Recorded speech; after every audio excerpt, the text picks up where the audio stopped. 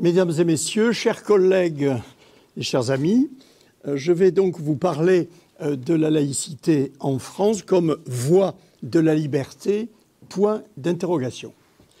Je prends donc un prisme particulier pour aborder ce thème de la laïcité à partir de la grande valeur qui nous guide depuis plus de 200 ans et qui est celle de la liberté, fondatrice d'un nouveau régime politique à partir de 1789 et constamment à la fois reprise et contestée depuis 200 ans. Peut-être peut-il vous paraître un peu curieux que j'aborde la laïcité à partir de cette question, est-ce qu'elle est une voie de la liberté ? Je vais essayer de l'expliquer par l'introduction de mon propos et les parties qui vont suivre. D'abord, je précise que la laïcité en France est un principe d'organisation de notre République et non pas une valeur. Très récemment, la Cour d'appel de Versailles, fin décembre 2023, vient de prendre une décision qui pour le moment n'est pas contestée devant le Conseil d'État, sur lesquelles le triptyque de la République, liberté, égalité, fraternité, se suffit à lui seul et qu'il n'est pas de même nature que l'ajout du mot laïcité. Et c'est une erreur profonde et vous allez voir quelles conséquences cela peut avoir de confondre des valeurs et un principe. Les valeurs, elles sont fondamentales, elles sont éternelles, elles sont indiscutables, je dirais, d'une certaine manière. Les principes, ce sont des modes d'organisation qui ont varié dans le temps. Notre République, aujourd'hui, n'applique pas les principes qui auraient été très anciens. Elle les a énoncés au fur et à mesure de sa vie. Et les premiers révolutionnaires, dès la fin du XVIIIe siècle, comme même les hommes de la fin du XIXe, qui ont fait la loi de 1905, seraient très étonnés d'apprendre que parmi les principes, il y a par exemple la décentralisation, il y a aujourd'hui l'écologie, et donc des choses qui ne traversaient absolument pas l'esprit des hommes de cette époque-là. Et la laïcité fait partie de ce bagage qui s'est constitué petit à petit autour de l'organisation de la République. Or, je voudrais vous montrer que, ce point étant éclairci, la liberté qui est centrale dans l'organisation et la compréhension de la laïcité est aujourd'hui bien malmenée. Et je voudrais vous le montrer en 3 étapes. Je précise tout de suite que le plan trinitaire et le plan, normalement, des facultés des lettres, omis par les facultés de droit, où on est toujours obligé de discuter en 2 parties. D'une part, d'autre part, comme disaient les anciens.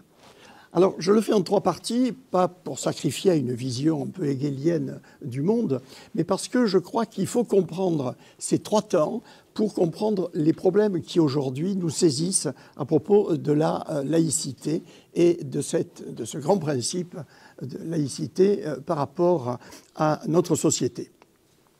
Je crois qu'il y a un premier temps, qui sont au fond les prémices de notre modernité, qui est au fond qu'est-ce qu'est la laïcité comme principe avant la loi de 1905 ?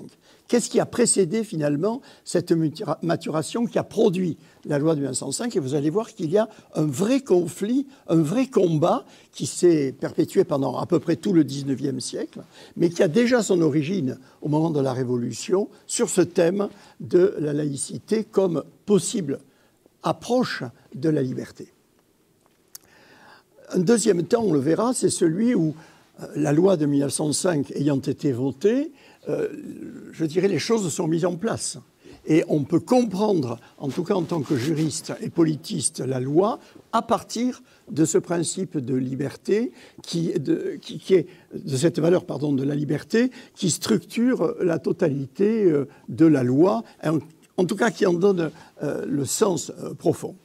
Et puis, malheureusement, mais c'est l'histoire dans laquelle nous vivons, il y a un 3e temps, celui dans lequel nous sommes aujourd'hui, où cet équilibre qui avait été patiemment construit par la loi de 1905 est en train de se déconstruire. Et où on voit apparaître une autre conception de la laïcité, où la valeur liberté est, pour ma part, malmenée et où, au nom de la laïcité, on prétend construire une sorte de charte de la vie commune qui mérite peut-être pas simplement notre attention, mais même notre critique. C'est ces trois moments que je vais essayer de parcourir avec vous. Un premier temps, donc, la laïcité avant la loi de 1905. Je dois dire tout de suite que la laïcité avant 1905, c'est un peu une gageure, puisque le mot n'existe pas en français avant la fin du XIXe siècle. Le mot est inventé par Ferdinand Buisson quasiment dans les années 1880, c'est-à-dire au moment où vont paraître les premières lois laïques de la Troisième République, avec en premier l'école, 1881-82, puis 84, et puis bien d'autres textes que je citerai par la suite. Donc c'est un peu curieux, si vous voulez, de parler de la laïcité à un moment où le mot n'existant pas, ce qu'il recouvre est difficile à comprendre pour les contemporains. Et pourtant, on a des prémices intéressantes parce que la Révolution française va s'ouvrir sur une revendication première de liberté. C'est pas un hasard si c'est la première valeur qui est inscrite au fronton de nos mairies, liberté, et elle touche tout de suite ce thème profond, délicat de la conscience et de l'expression des convictions.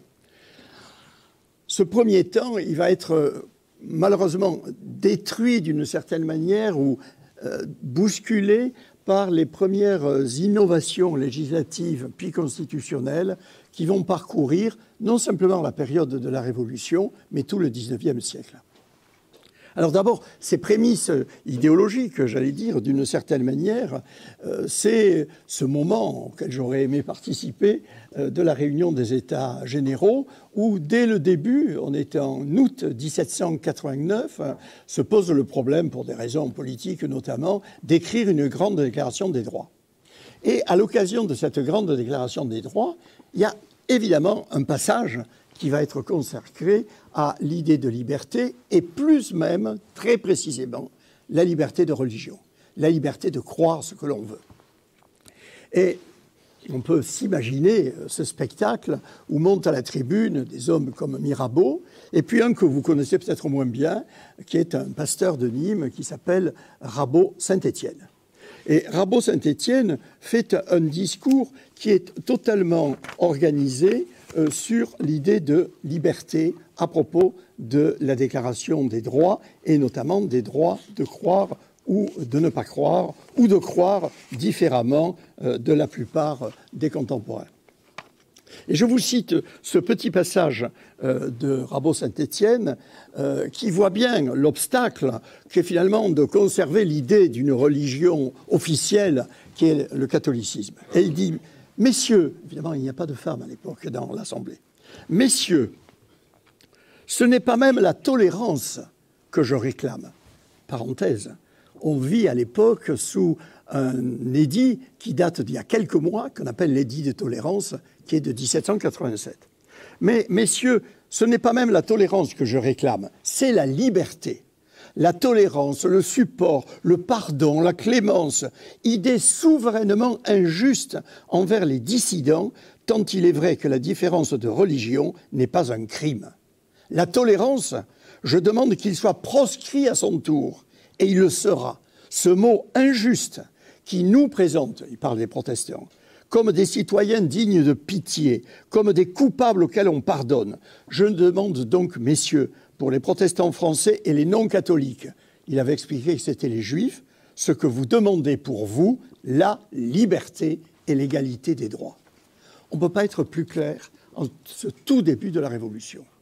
La nouveauté, c'est de faire des convictions les plus intimes et les plus profondes l'exercice de la liberté. Donc la liberté est le maître mot qui va structurer d'une certaine manière l'article 10, que vous connaissez par cœur j'imagine, de la Déclaration des droits de l'homme et du citoyen. Nul ne peut être inquiété pour ses opinions, même religieuses, pourvu que leurs manifestations ne troublent pas l'ordre public établi par la loi. Ce texte, il est gravé dans le marbre de l'article 10 de la Déclaration et il est toujours applicable. Je ne cesse de répéter que la Déclaration des droits de l'homme n'est pas un texte très joli pour afficher dans les mairies parce qu'il est très coloré. Il est un texte de droit que vous pouvez utiliser devant un tribunal et il est de droit positif. Donc, c'est bien la liberté qui gouverne l'idée de la croyance la plus intime. Du moment que vous ne troublez pas l'ordre public, toute manifestation de votre liberté de croyance doit être respectée. On voit bien que le point de départ, au fond, de la Révolution, on est en août 1789, c'est à propos de la liberté de penser, de croire et de manifester sa croyance, l'idée souveraine qui, finalement, fait basculer le monde de l'Ancien Régime dans un nouvel univers. Malheureusement, les suites ne vont pas être à la mesure de cet espoir de l'article 10. Vous savez que l'Assemblée n'a pas pu voter les autres articles. On a dû s'arrêter vite parce que les chaumières faisaient brûler les châteaux et qu'il fallait calmer le petit peuple. Et donc, on a enlevé, ou plutôt on n'a jamais voté dans la Déclaration des droits, des articles qui prévoyaient les caractéristiques, ou en tout cas les conditions d'exercice des libertés. En effet, je dis, les pratiques vont être différentes de cet espoir qui était levé. Pourquoi ? Parce que les révolutionnaires ont une vision de la place de la religion dans le système étatique qui est encore d'Ancien Régime, d'une certaine manière. L'idée que la religion dominante est une religion nationale. L'idée que la religion doit être aussi un des vecteurs de la socialisation dont l'État doit se soucier. Et c'est pour cela que dans le nouvel organigramme, je dirais, de la Nouvelle-France, on voit apparaître cette idée d'une Église nationale qui est enrubannée de tricolore, entretenue par les deniers publics et qui devient un service public de ce nouvel État.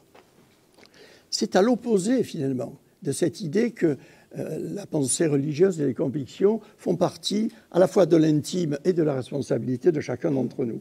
Et évidemment, échec de cet espoir à travers cette idée qu'une église gallicane aurait pu être formée, puisque Rome refuse et que donc la constitution civile du clergé aboutit à la guerre de Vendée.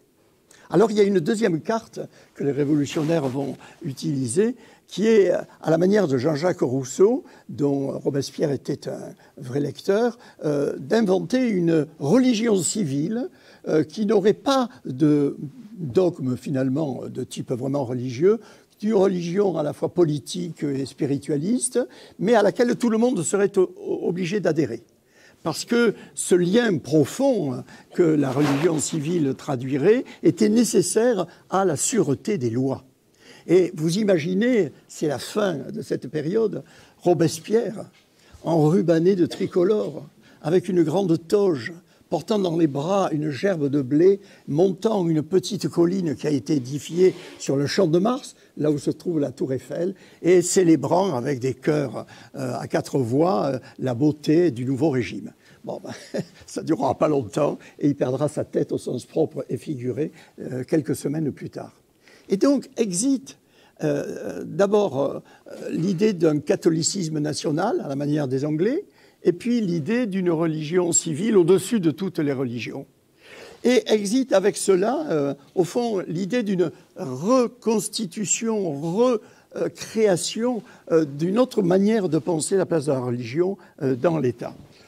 Évidemment, comme il l'avait dit plaisamment, Bonaparte n'a qu'à se baisser pour ramasser la couronne qui était tombée dans le ruisseau, et avec une vision très pragmatique, il n'oublie pas la Déclaration des droits, mais il va fabriquer un système avec ce qu'on appelle le concordat, qui est une manière un peu inexacte de parler, parce que le concordat ne concerne que l'Église catholique et ne concerne ni les protestants ni les juifs, mais disons une organisation administrative du protestantisme et de la judéité dans ce pays, qui fait à nouveau des institutions ecclésiastiques un relais de l'État, puisque les curés, les pasteurs et les rabbins deviennent fonctionnaires de cet État bientôt impérial, et que la religion devient un des segments, au fond, de l'État, gouverné mais contrôlé par la structure administrative.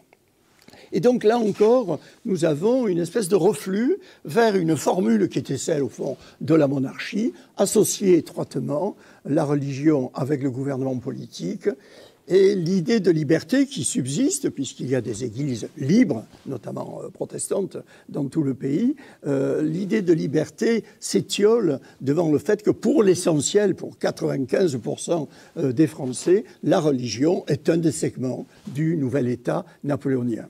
Et avec des inflexions que je n'ai pas le temps de développer, ça va durer jusqu'à la fin du XIXe siècle. Autrement dit, il faut attendre la fin du XIXe siècle et la victoire des Républicains aux élections en 1879 pour que l'on puisse peut-être rouvrir le dossier et se demander si la religion dans l'État peut avoir un autre statut que d'être un segment administratif géré par la puissance publique. C'est le deuxième temps de mon propos, la liberté comme pilier fondamental de la loi de 1905. Dès le moment où les Républicains ont gagné les élections, on va voir une série de lois qui sont votées à partir de 1880, qu'on a oublié aujourd'hui, et qui préparent, me semble-t-il, d'une certaine manière, la loi de 1905. On laïcise, si je veux dire, la société française par petits bouts. On commence par l'école en 1881-82, les deux premières lois Ferry, puis la loi Goblet en 1886. Mais on a la loi qui rétablit le divorce, on a la loi sur la fin des prières publiques avant la réunion du Parlement, transformation constitutionnelle ici. On a évidemment des lois, notamment celle sur la presse, qui déclare que désormais la presse est libre, donc fin du blasphème, si jamais on l'avait oublié, alors qu'il n'existe plus depuis la Révolution. Mais bon, là, on est au moins sûr, la loi de 1881 sur la presse nous avertit, on peut désormais même rire de Dieu et de ses représentants. Et puis, loi sur les associations en 1901, qui est une loi d'un libéralisme extraordinaire pour la société civile, mais tournez la page et regardez le chapitre 2 de la loi de 1901, c'est terrible pour les congrégations. Alors là, on est dans un autre univers où on les attend au bout du fusil et où elles vont être systématiquement révoquées de l'ordre social français. Bref, on voit qu'une nouvelle donne est désormais établie à partir de la fin du XIXe siècle et que peut se reposer la question du statut de la religion et des pratiques religieuses dans ce pays. Et donc va revenir le problème de la liberté sous le sceau de laquelle pourrait être organisé ce nouveau système. Le problème, c'est que les porteurs des projets républicains ne sont pas du côté, là, de la liberté. Et l'espoir qu'on aurait pu nourrir qu'enfin la liberté va être la définition du traitement des religions dans l'État est contrecarré par le fait que les porteurs à gauche, dans la fin des années 1880, ont d'ailleurs quelques raisons de se méfier de l'Église. N'oubliez pas, tentative de coup d'État avec un militaire qui se suicide sur la tombe de sa maîtresse pour avoir échoué à prendre l'Élysée. Mais n'oubliez pas l'affaire Dreyfus qui divise, comme ça n'a jamais été le cas, j'allais dire, de cette manière-là, toute la France. Et donc, le président du Conseil, qui s'appelle Émile Combes, un ancien séminariste tarné de notre région, se méfie de la Sainte Église, pensant que si on lui donne de la liberté, elle va être l'occasion de tuer la République. Et donc son projet, c'est pas du tout d'abolir le concordat de Napoléon, c'est de le renforcer, c'est de contrôler encore plus l'Église. Et il a quelques raisons. N'oubliez pas que depuis un quart de siècle, le syllabus a fait la liste de toutes les erreurs de la modernité, et dans cette liste, il y a la République et la liberté. Et donc, il a quelques raisons de dire, mais si nous ouvrons les vannes et nous laissons la liberté à l'Église catholique, qui était le seul vrai souci, ce n'est pas les protestants et les juifs, la République n'y survivra pas.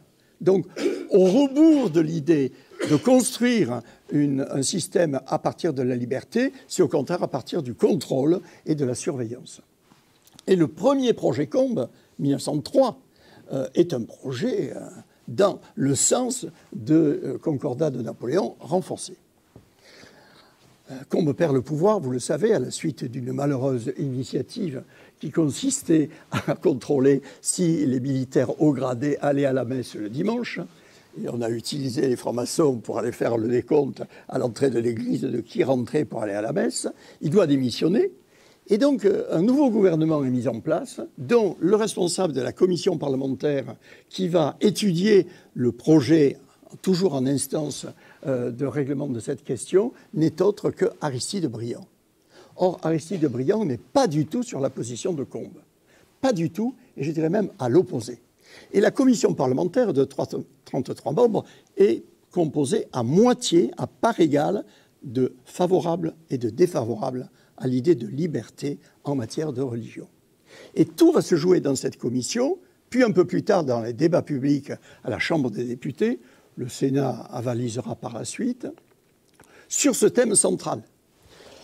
Et donc on est dans cette situation, avouez-le, un peu curieuse, où dans l'hémicycle de la Chambre des députés, évidemment l'extrême droite et la droite conservatrice sont contre la laïcité, qui est au mieux un crime, au pire une hérésie pour l'extrême droite, monarchiste, catholique, qui ne rêve que de conforter le concordat et même de restaurer la Sainte Église dans une place centrale, disons, de l'institution républicaine. Et puis on a, très curieusement, à l'extrême gauche, Combes et ceux qui le soutiennent, un certain nombre de radicaux socialistes, dont par exemple M. Allard, qui veulent au contraire, comme l'extrême droite, renforcer en effet le contrôle sur l'Église. Et il faut donc jouer sur une frange qui va de la gauche socialiste jusqu'au centre droit, compatible, on dirait aujourd'hui, avec le reste de l'échiquier, pour trouver une via media et donc une majorité pour voter un texte qui sera fondé selon l'idée géniale, à mon avis, d'Aristide Briand, qui sera fondée sur l'idée de liberté. Je vous invite, si vous ne l'avez jamais fait, à vous plonger dans le journal officiel des débats de la Chambre des députés. C'est une lecture extraordinaire. Parce qu'on voit monter à la tribune des députés dont on ne mesure pas aujourd'hui l'ampleur des échos que cela a eu dans le pays, venant défendre tour à tour les droits de l'Église, les droits du peuple, l'assassinat du peuple par l'Église, le sauvetage du peuple par l'Église. Enfin, on a toutes les variations. Et au milieu, un Aristide Briand qui essaie de faire voguer son navire pour aboutir à ce qu'il veut. C'est l'idée que la laïcité ne peut être qu'une affaire de liberté. Alors, on n'a pas le temps, évidemment, d'étudier de près ce combat, mais c'est là où se noue véritablement la conception moderne, pour moi, et encore actuelle, de la laïcité comme voie, de sens, parole et chemin, de la liberté. On pourrait prendre des exemples. J'en prends un, non pas au hasard, mais parce qu'il est significatif, vous allez voir. Dans le courant du débat, un député d'extrême gauche, qui s'appelle Allard, qui est député du Var, à l'époque le Var votait extrême gauche, se lève et dit à Aristide Briand, mais monsieur le rapporteur, vous avez oublié quelque chose dans cette loi qui est quand même fondamentale, c'est l'interdiction de la soutane dans la rue. Parce que ce vêtement, j'allais dire ce grand voile noir, ne peut qu'effrayer le peuple et doit être banni de la vision quotidienne. Et Aristide Briand lui répond avec beaucoup de tranquillité, mes chers collègues, ce n'est pas un oubli, c'est mûrement décidé. Parce que, dit-il, si nous décidons d'interdire la soutane, je ne doute pas que l'intelligence combinée du Vatican et des tailleurs permettra de fabriquer un costume qui ne sera pas véritablement une soutane, mais qui sera quand même une soutane, et nous serons obligés de relégiférer sur le costume. Donc, jusqu'à maintenant, la soutane était un costume religieux. À partir d'aujourd'hui, c'est un costume tout court. Et c'est extraordinaire. D'abord parce que ça nous rappelle des choses aujourd'hui sur les voiles noirs. Est-ce de peur, de la monstration dans l'espace public, d'une appartenance religieuse? Du moment qu'ils ne troublent pas l'ordre public, qu'ils s'habillent comme ils veulent. Et vous voyez que ce sont des termes extrêmement contemporains qui sont débattus en 1905, et je vous passe sur bien d'autres éléments, sur les processions, sur les crucifix, les Saintes Vierges et autres décors de la catholicité. Et au fond, c'est cette loi-là qui va s'imposer et qui obtiendra une majorité, assez confortable d'ailleurs, à la Chambre des députés et au Sénat. Majorité de secours, j'allais dire, grâce aussi à Jean Jaurès, qui apporte les voix des socialistes qui n'étaient pas données d'avance, pour un projet qui apparaît pour beaucoup un projet trop gentil pour la Sainte Église et pour les religions. Et Combes doit batailler, pardon, pas Combes, Aristide Briand doit batailler pour dire c'est la seule voie qui nous permettra, en allant jusqu'au bout, de préserver la paix sociale. Et il faut tout faire pour empêcher que l'Église ne se serve d'une législation autoritaire pour continuer à miner éventuellement le lien social. Alors, c'est très intéressant parce que je n'ai pas le temps de le développer longtemps, mais on oublie que l'architecture d'une loi, qui pour nous, juristes, est importante, l'article 1er ou l'article 2, c'est pas l'article 25. Hein. On sait très bien que quand on construit une loi, c'est là où se trouve le sens premier. Or, relisez l'article 1er. C'est d'une certaine manière la reprise du grand moment, pour moi, qui m'émeut toujours, de Rabot-Saint-Étienne. La liberté, la liberté. Et l'article 1er dit ceci: la République garantit la liberté de conscience. Point. Elle assure la liberté de culte, sous les seules réserves de l'ordre public. C'est du Rabot-Saint-Étienne revu et corrigé. En premier, la liberté. En premier, la République fonde désormais ce nouveau système sur la liberté de conscience. Rappelez-vous, la liberté de conscience, elle a deux caractéristiques. Elle est individuelle et secrète. Vous n'avez à répondre à personne de vos choix fondamentaux. C'est dans votre tête. Vous faites ce que vous voulez. Vous adoptez une religion, vous ne l'adoptez pas. Vous refusez une religion, vous récusez la religion de vos parents, vous en avez le droit. Et on voit de temps en temps des affaires où des enfants disent « Mais non, moi, vous l'avez entendu 20 fois, je ne veux pas aller à la messe. Je ne veux pas faire la première communion. » C'est un droit. Ce n'est pas une espèce de manigance par je ne sais qui. C'est un droit. Et les juges sont quelquefois amenés, alors dans les cas extrêmes, hein, des enfants qui sont happés par des parents qui sont rentrés dans une secte, les juges remettent les choses à leur place et des fois confient les enfants aux grands-parents pour éviter que les enfants ne soient absolument obligés de suivre une voie que leur conscience ne détermine pas. Donc, sauf trouble à l'ordre public, vous avez un droit fondamental de choisir, de rejeter, de reprendre, de revenir à une religion ou à la non-religion. C'est votre choix fondamental. Et l'article 1er continue. Au fond, ce droit fondamental, il s'extériorise par un article 2 qui dit désormais... un deuxième alinéa, il continue par un deuxième alinéa. Dès lors, il n'y a plus de religion officielle. Il n'y a plus, que ce soit le christianisme ou toute autre religion, de religion officielle. La religion ne fait plus partie de l'architecture publique. Et ça, c'est une rupture fondamentale qu'avaient annoncé les débats de l'Assemblée nationale en 1789, août 89, et qui avait été, au fond, pendant un siècle, récusés, relégués dans les utopies impossibles.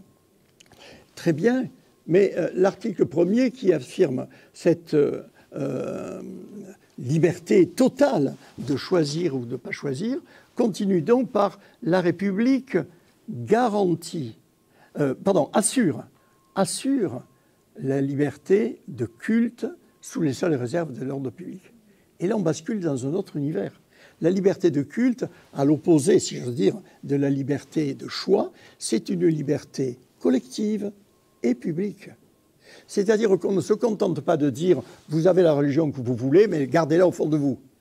Si vous avez des convictions, vous avez le droit de les exprimer dans le respect de l'ordre public, publiquement. Et donc ça ruine l'idée que la religion qu'on entend tous les jours est de l'ordre du privé. Elle est aussi de l'ordre du social et de la monstration dans la vie, pourvu qu'on ne trouble pas l'ordre public.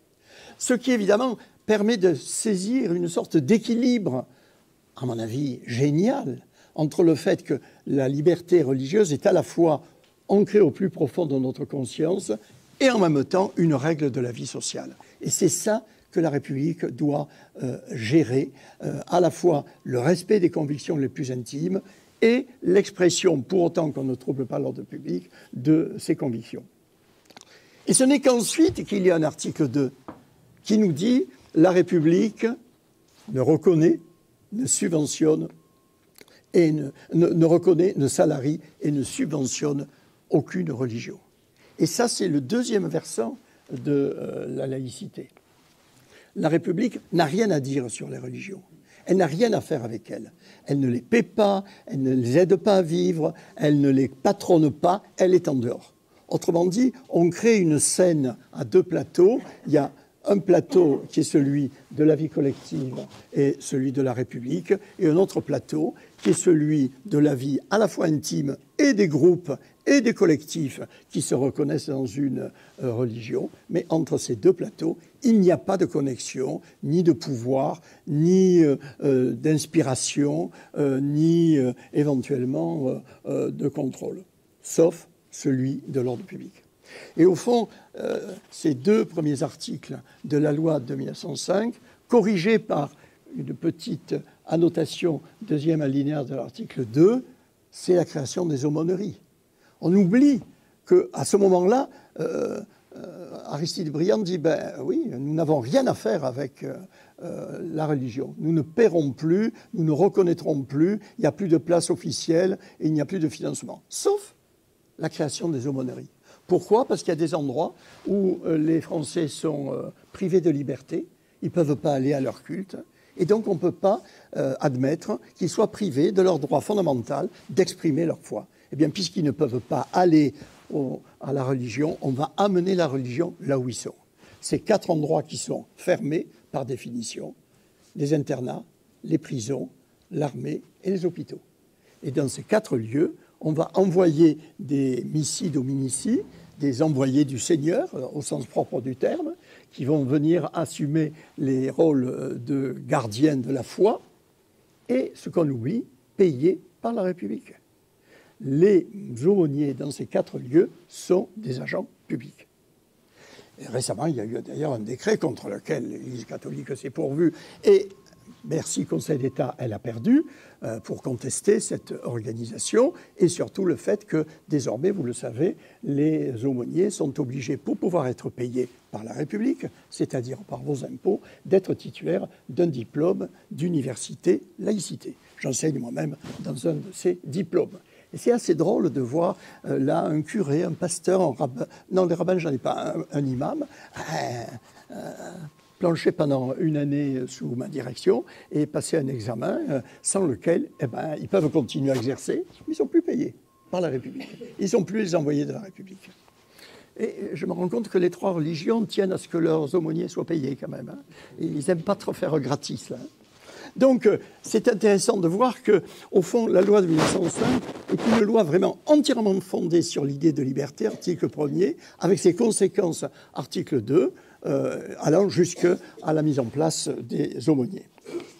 Et donc, au fond, la laïcité devient désormais, depuis 1905, un des principes de la République, d'organisation de la République, permettant que les valeurs fondamentales, le triptyque liberté, égalité, fraternité, puissent avoir quelques vérités.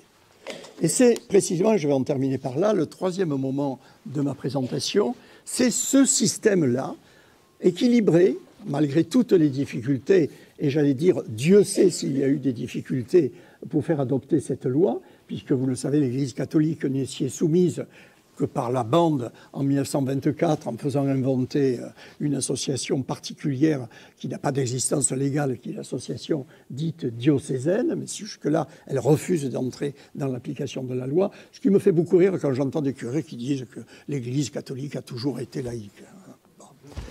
On peut refaire l'histoire, évidemment. Et donc, c'est cet ingénieux système inventé en 1905 qui, finalement, va rencontrer, dans notre époque aujourd'hui, de nouveaux défis qui, à mon avis, ne sont pas, malheureusement, à l'avantage du principe de laïcité. Qu'est-ce qui s'est passé?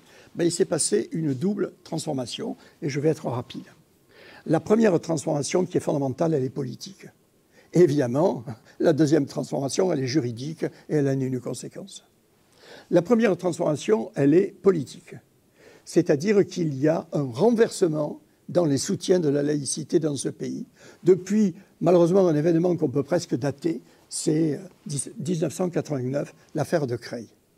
L'affaire de Creil, au-delà de tout ce qu'on peut en penser, ces 3 petites jeunes filles qui refusent d'enlever leur voile à l'entrée de l'école, souvenez-vous que le problème est réglé en 3 jours et qu'elles acceptent 3 jours après de venir à l'école sans le voile, mais va emballer la société française de manière irrépressible et de manière à reposer le problème de la liberté d'expression des opinions et des convictions religieuses dans ce pays.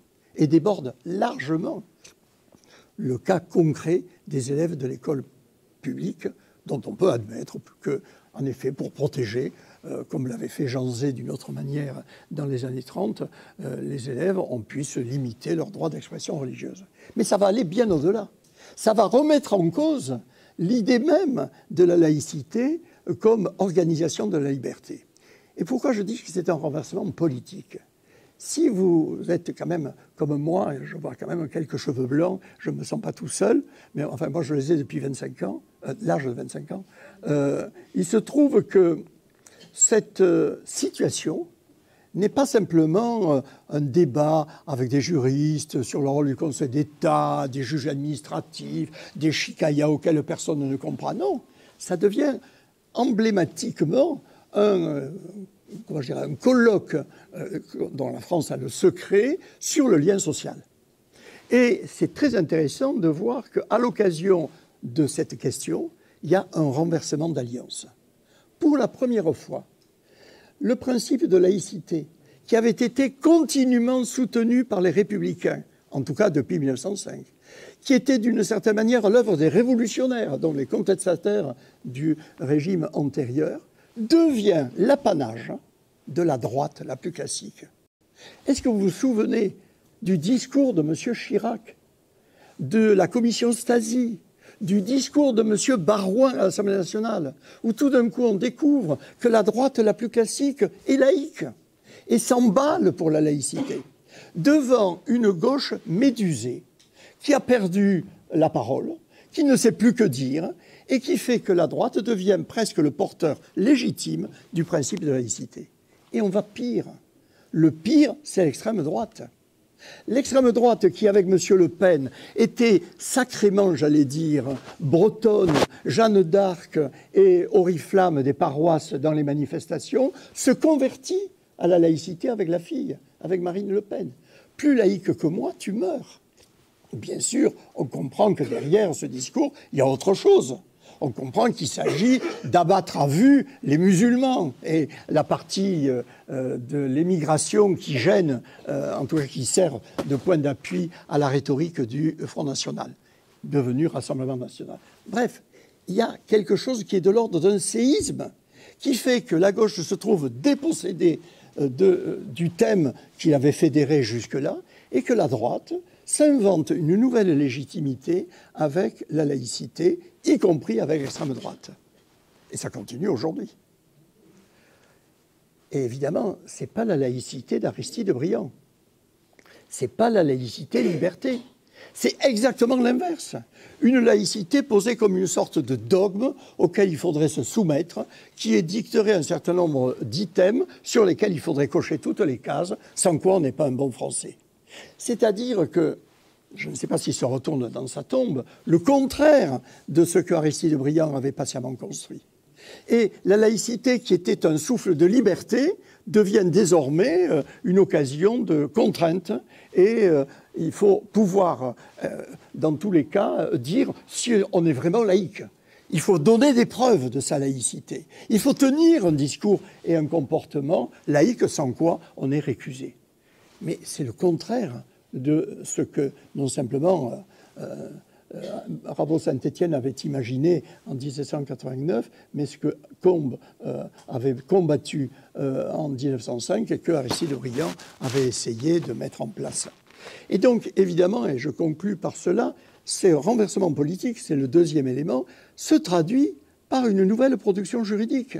Et vous n'avez pas été sans remarquer qu'après l'avoir longtemps annoncé, la fameuse loi du 24 août 2021, c'est récent, complétée par le décret, mais qui ne porte pas sur cette loi, mais sur une loi antérieure du 31 décembre 2021, sur le contrat d'engagement républicain, viennent opérer ce relais juridique et législatif pour la nouvelle laïcité. Alors, pour ce qui est de la loi du 24 août 2021, primitivement appelée séparatisme.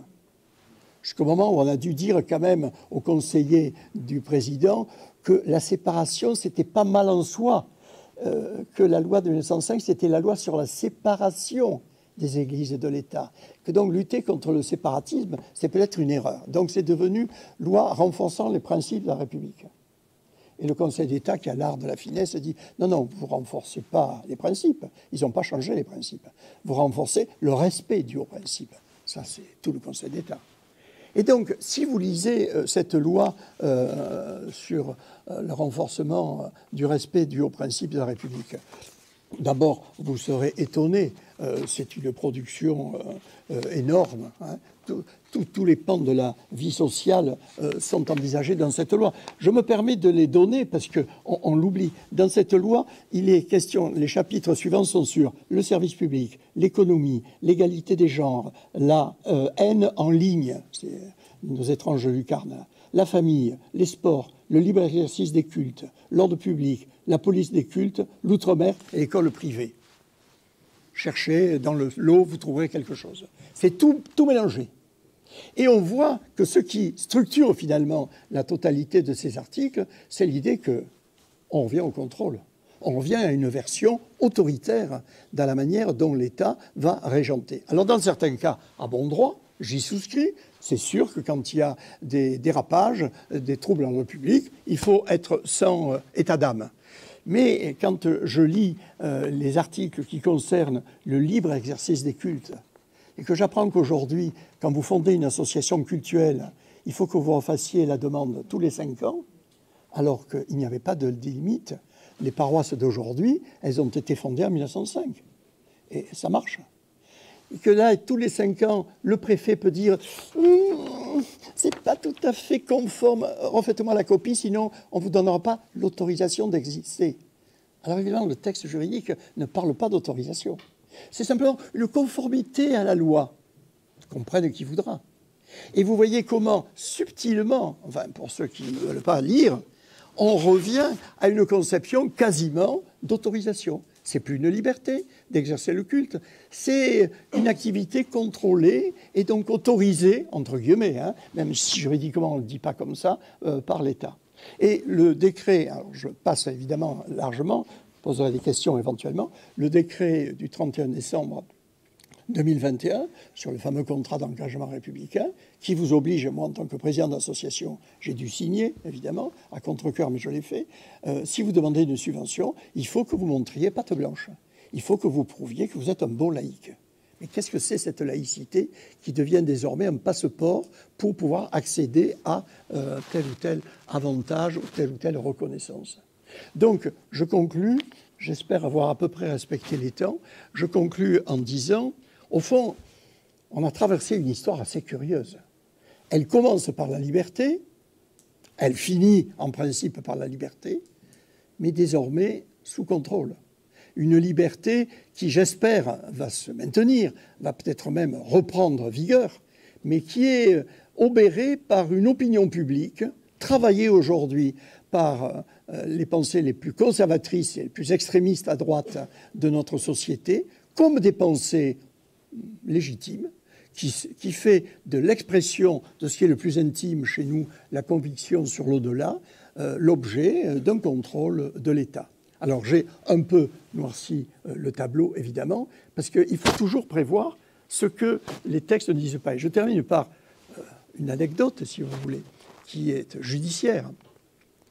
Dans le décret de 2021, du 31 décembre, il est prévu que les associations qui demandent des subventions doivent montrer patte blanche. Et la première expérience qui en a été faite, c'est à l'occasion d'une association à Poitiers, qui chaque année faisait une journée porte ouverte, et qui cette année-là a travaillé sur la contestation, au fond, de l'ordre dans notre République, avec la liberté de pouvoir exprimer des pensées différentes de l'ordre. Tant que vous ne troublez pas l'ordre public, ça fait partie de notre liberté politique. Le préfet s'est saisi, évidemment, en bon disciple de la nouvelle pensée de cette affaire et a demandé à la mairie de Poitiers, qui avait accordé une subvention, de demander à l'association Alternativa de rembourser la subvention. La mairie de Poitiers a refusé, et donc les choses sont restées en l'état. Et je pense que c'était un proche de M. Macron qu'on lui a fait comprendre depuis l'Élysée qu'il ne fallait pas trop en faire. Et c'est significatif. Ça veut dire que désormais, au nom de ce décret et derrière de la loi du 24 août 2021, il ne fallait pas forcément assassiner la liberté. Pour le plaisir, je ne résiste pas à vous rappeler que le 24 août, en France, c'est la nuit de la Saint-Barthélemy. Je vous remercie.